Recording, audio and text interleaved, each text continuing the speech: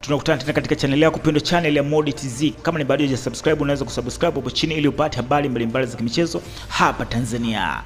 Ile ndoto ambayo walikuwa wanaiota mashabiki wa Wekundu Msimbazi, Simba Sports Club, sasa imetimia. Hii ni baada ya kumnasa mshambuliaji hatari sana. Huyu ni mshambuliaji mwenye nyota 5, ni mshambuliaji hatari sana wa kimataifa. Huyu ni Christopher Patience Mabruru. Huyu ni mshambuliaji ambaye alikuwa anakichapa katika klabu ya Al Ahly Tripoli. Naweza kusema hapa Simba wameramba dume kabisa. Huyu ni mchezaji mwenye karia kubwa sana, ana uwezo mkubwa sana wa kupachika magoli.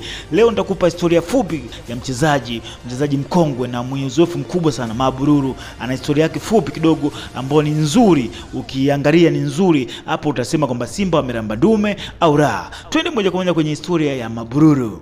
Mabruru amezaliwa Juni 1, 1992 mpaka sasa Mabruru ana miaka 33. Kwa hiyo unaangalia kabisa Mabruru ana uzoefu wa hali ya juu katika mashindano ya kimataifa na mashindano ya ndani kabisa. Mabruru ni mkongwe, haogopi chochote huyu Mabruru. Tukianza katika msimu wa mwaka 2021 mpaka 2022, alikuwa katika klabu ya Al Ittihad ya nchini Libya. Mabruru aliweza kufunga magoli 17 na assist 1. Alicheza mechi 29. Unaangalia ni uwiano mzuri kabisa wa mchezaji, yani na striker hapo ana uwiano mzuri. Katika mechi 29 amefunga magoli 17.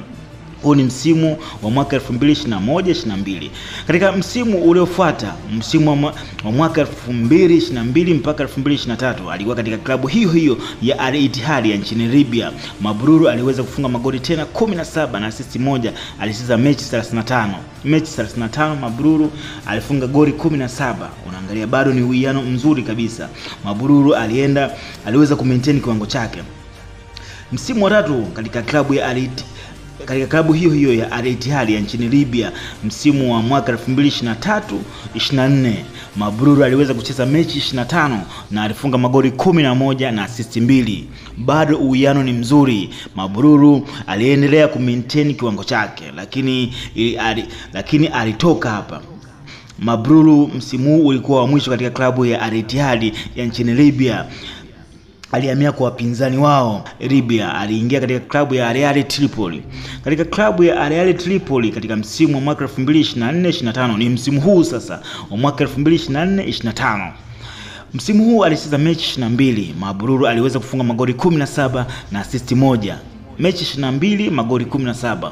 Unaangalia ni uwiano mzuri kabisa. Na msimu huu bwana, na najua mashabiki wa klabu ya Wekundu Msimbazi wanajua walikutana na Mabruru na aliweza kupachika goli katika uwanja wa Benjamin Mkapa. Kwa hiyo wanamjua Mabruru, wanajua hatari ya Mabruru katika kulifumania nyavu. Kwa hiyo Wekundu Msimbazi wameona kabisa Mabruru anafaa kabisa katika kuongoza safu ya ushambuliaji ya Wekundu Msimbazi pale. Na hii inaweza nikawa ni faraja, lakini inaweza ikawa ni majuto tena kwa Wekundu Msimbazi, sababu hii ni ingizo la mchezaji wa kigeni. Tunajua kabisa kuna idadi maalum ya wachezaji wa kigeni katika ligi ya Tanzania. Kwa hiyo ukimleta Mabruru kuna hatihati ya wale wawili katika Ateba au striker refu Mukwara, mmoja akaagana na Wekundu Msimbazi. Sasa sijui nani hapa atatoka, Ateba au atatoka Mukwara. Ni viongozi wa Wekundu Msimbazi ndo watajua nani anaweza akampisha Mabruru, lakini mpaka hivi sasa Mabruru ni mtoto wa Msimbazi. Deal done, wazungu wanakuambia deal done. Mabruru amekamilisha usajili, anajiunga na Wekundu Msimbazi katika msimu ujao mwaka 2025-26.